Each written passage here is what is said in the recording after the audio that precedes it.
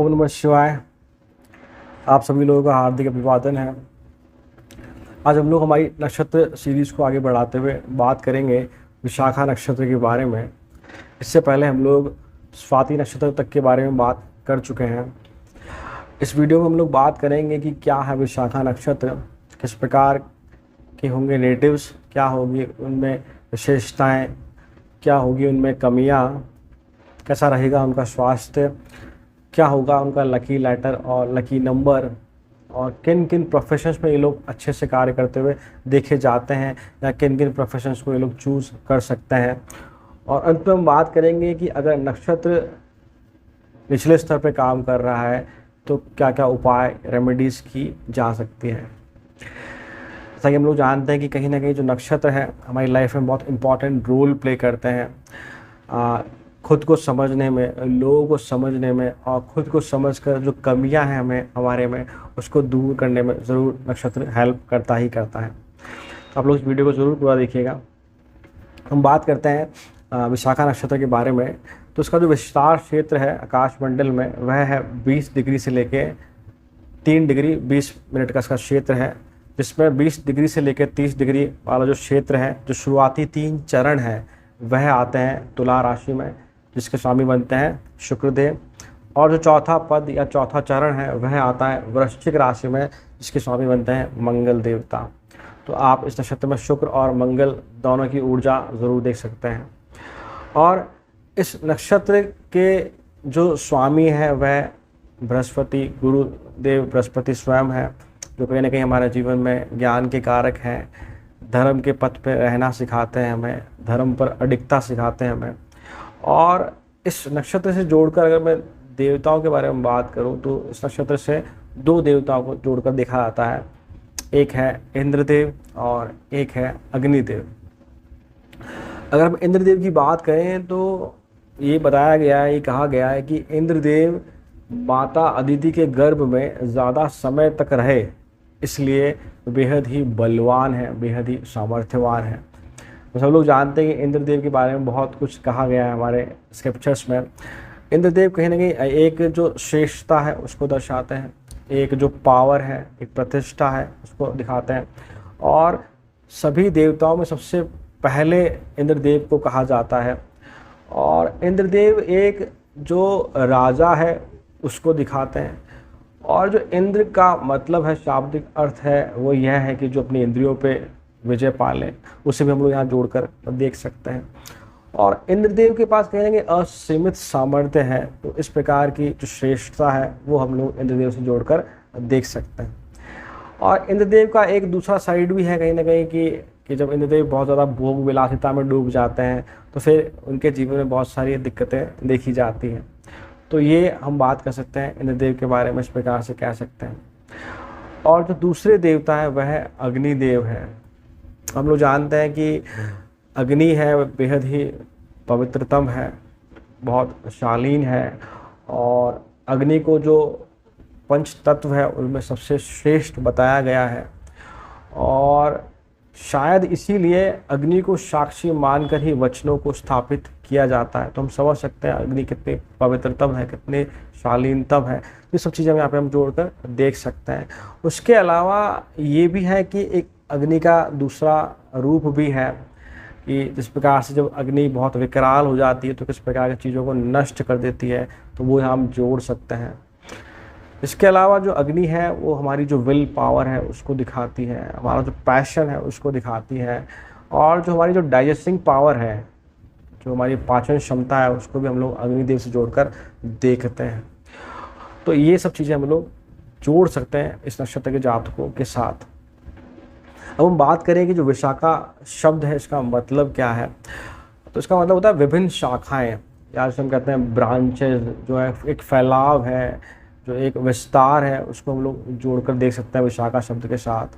और इसी नक्षत्र को कहीं ना कहीं स्टार ऑफ पर्पस भी कहा जाता है। विशाखा नक्षत्र को विश्व से जोड़कर भी देखा जाता है। और जो भगवान कार्तिकेय हैं, भगवान शिव के जो पुत्र हैं, उनको वो इस नक्षत्र के आदि देव कहे गए हैं।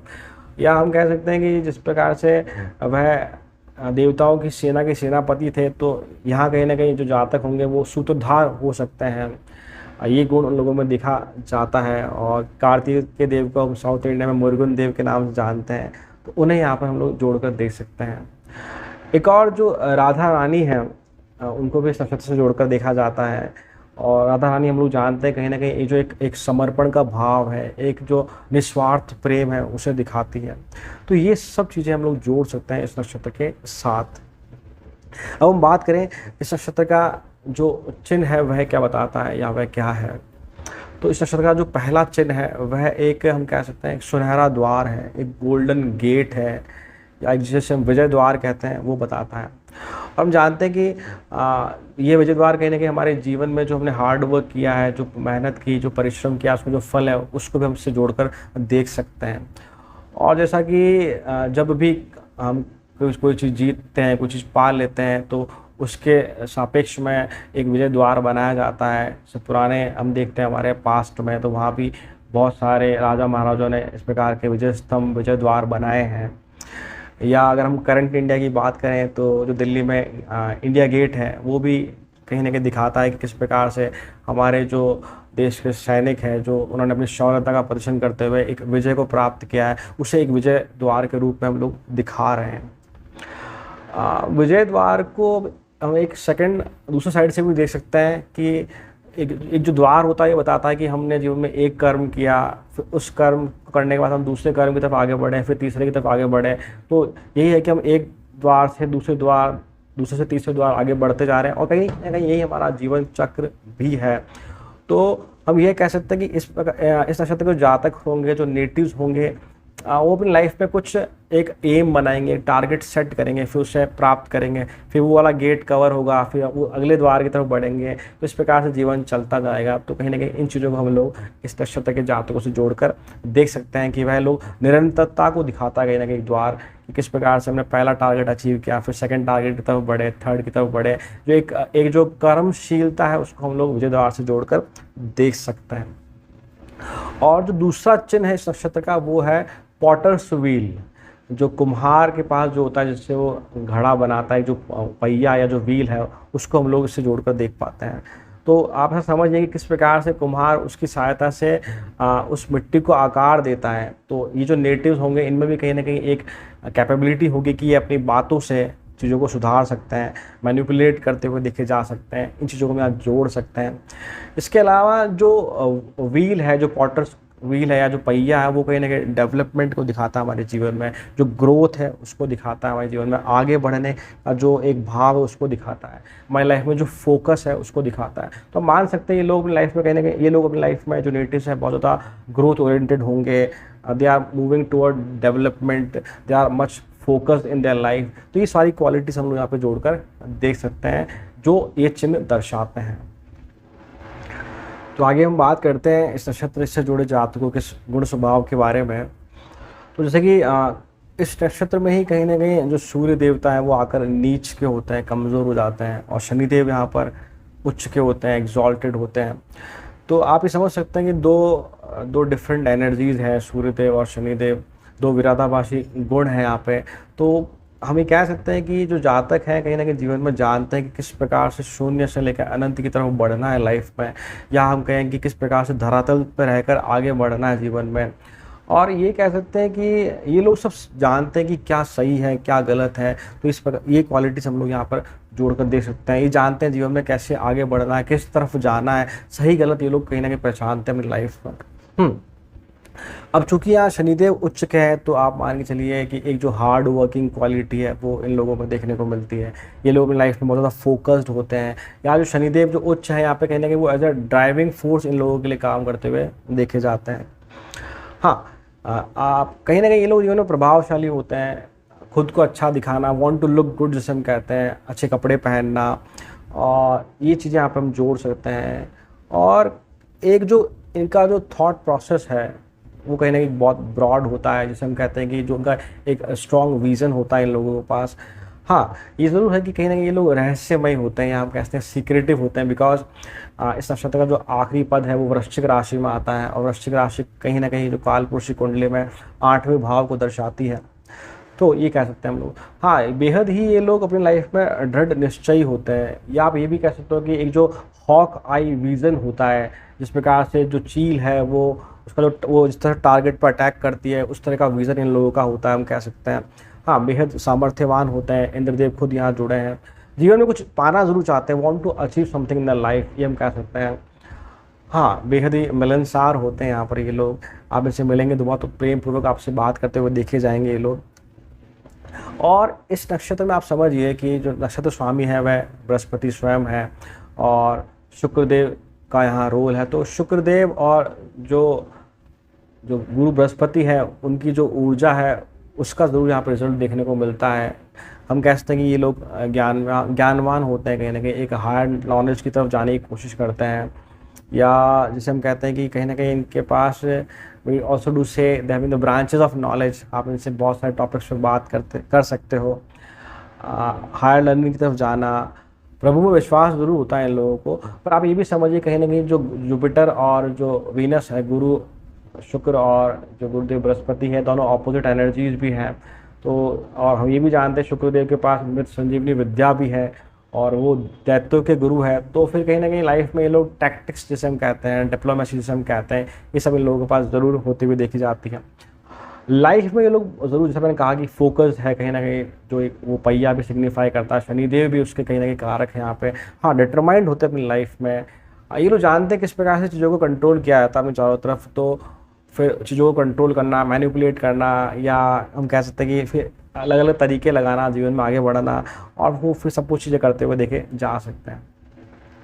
इंद्रदेव स्वयं यहाँ पर है, तो इंद्रदेव कहीं ना कहीं राजा है। तो जिस प्रकार से प्रजा को साथ लेकर चलते हैं, जिस प्रकार से उनकी क्वालिटी है, एक ये प्रोटेक्शन, जो भी उनके सब ऑर्डिनेट्स हैं या जो लोग इनके अधीन हैं जिनको वो अपने साथ रखते हैं, जो एक सुरक्षात्मक भाव देते हैं, वो गुण भी इन लोगों में होता है। जो इनके क्लोज हैं, परिवार के लोग हैं, उनमें ज़रूर ये ऐसी कह सकते हैं कि एक प्रोटेक्शन वाला जो इनका जो हेड है वो हमेशा रहता है उनके साथ। एक स्ट्रॉन्ग कूटनीतिज्ञ हो सकते हैं ये लोग, या मैं कहूँ कि जो डिप्लोमेटिक क्वालिटी है इन लोगों में बहुत अच्छी होती है। बिकॉज जो राजा है, जो इंद्रदेव है, उनके पास भी ये गुण बहुत यथार्थ रूप में जीवंत देखा जाता है। हाँ, जीवन में आगे बढ़ना, लक्ष्य को प्राप्त करना, फिर नए लक्ष्य की तरफ जाना, ये सारे गुण इन लोगों में होते हैं। क्योंकि जिस प्रकार से जो इंद्रदेव हैं वो भी अपने साम्राज्य को बढ़ाते रहते हैं, या साम्राज्य को बढ़ाने का सोचते हैं, फिर खुद को एक्सप्लोर करना, उसके लिए फिर घूमने फिरने जाना, यात्राएं करना, ये सब हम इन लोगों से जोड़कर देख सकते हैं। डेफिनेटली ये लोग अपने जीवन में कंफर्ट में रहना चाहते हैं, और उस कंफर्ट, उस लग्जरी के लिए उसको पाने के लिए लोग ज़रूर मेहनत करते हुए देखे जाते हैं। और शुक्रदेव यहाँ है, तो शुक्र की जो सौम्यता है, गुरुदेव बृहस्पति की जो सौम्यता है कि कैसे लोगों से मिलना, मिलनसारिता जो है, प्रेम पूर्वक व्यवहार करना, ये इन लोगों में एक विशिष्ट गुण है जो हम कह सकते हैं। और जैसे मैंने कहा कि शुक्रदेव भी हैं, बृहस्पति भी है, तो उनकी जो एनर्जी है वो कहीं ना कहीं इनमें एक ये एबिलिटी लाती है कि ये अपनी बुद्धि से, अपने आत्मबल से, अपनी मेहनत से लाइफ में सब कुछ प्राप्त करते हुए देखे जाते हैं। ज़रूर ये जीवन में आगे बढ़ते हुए देखे जाते हैं।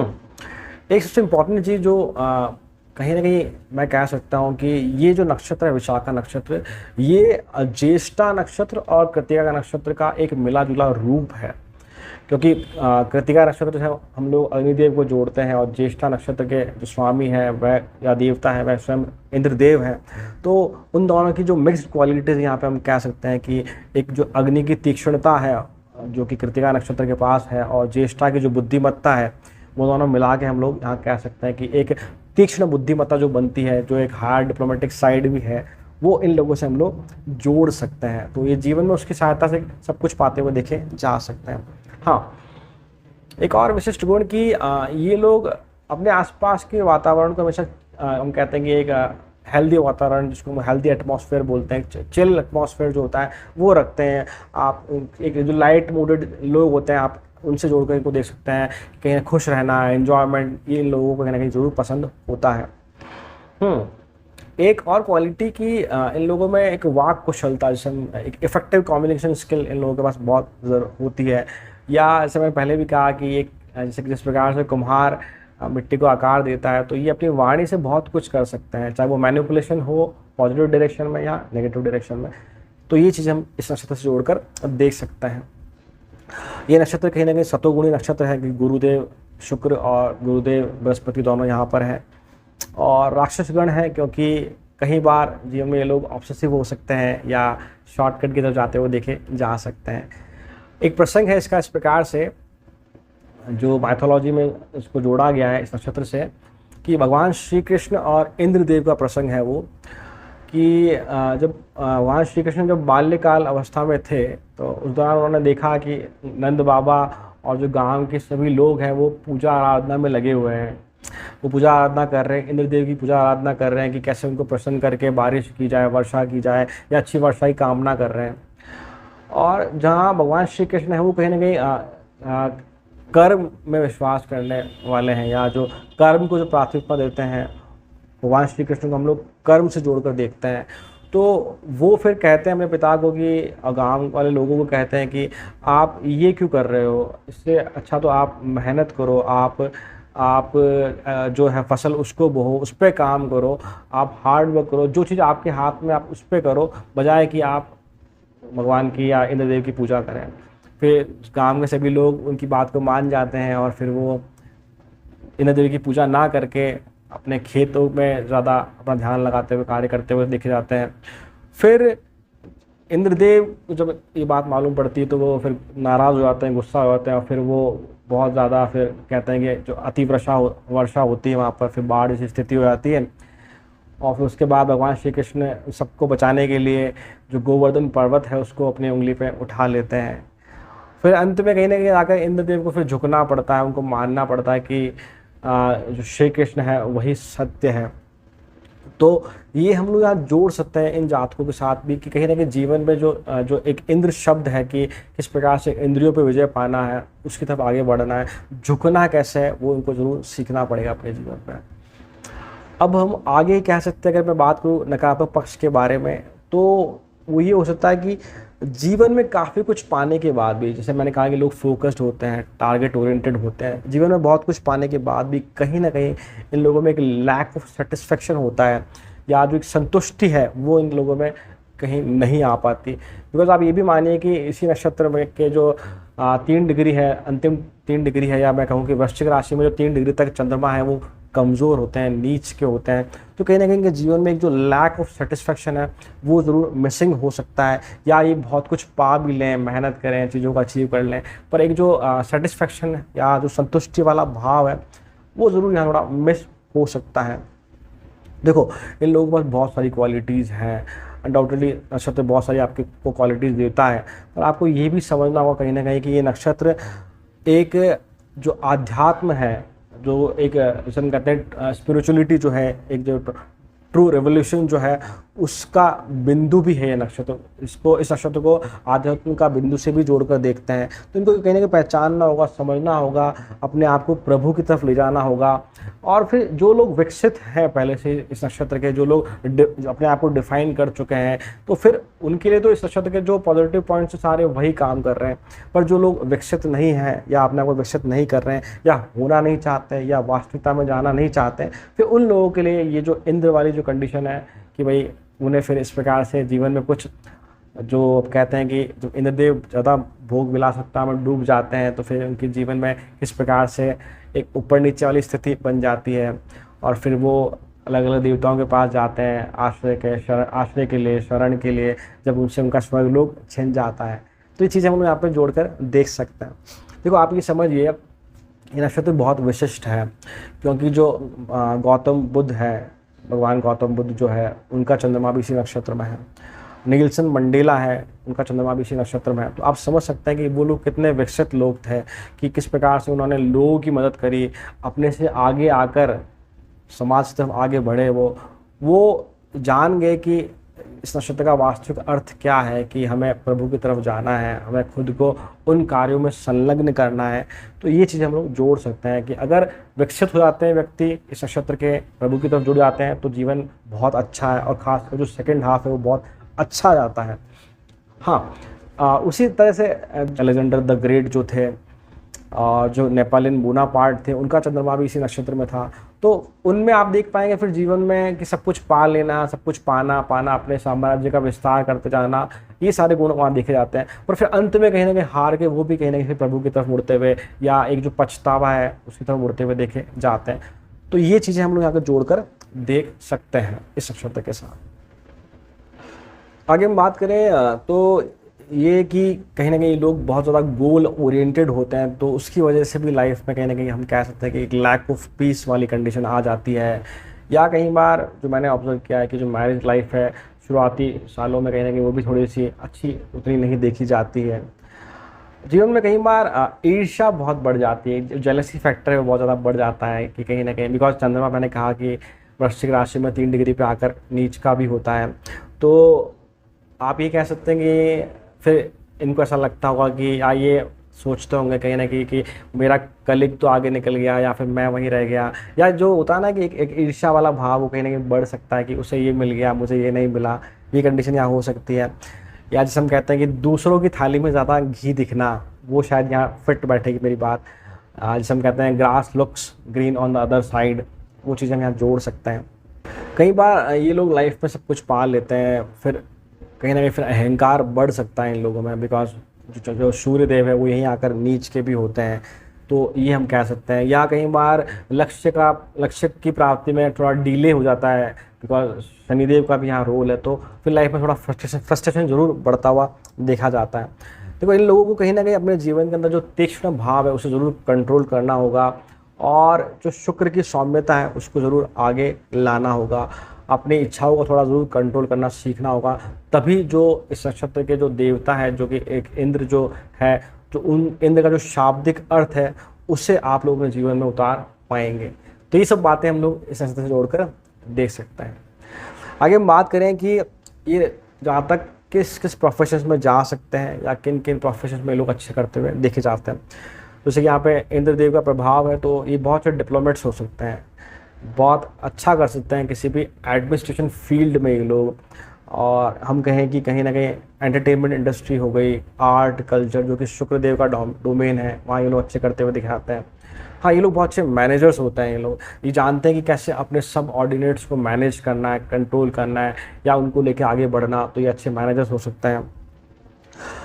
पॉलिटिशियंस बन सकते हैं ये लोग, क्योंकि शनिदेव यहाँ उच्च के हैं।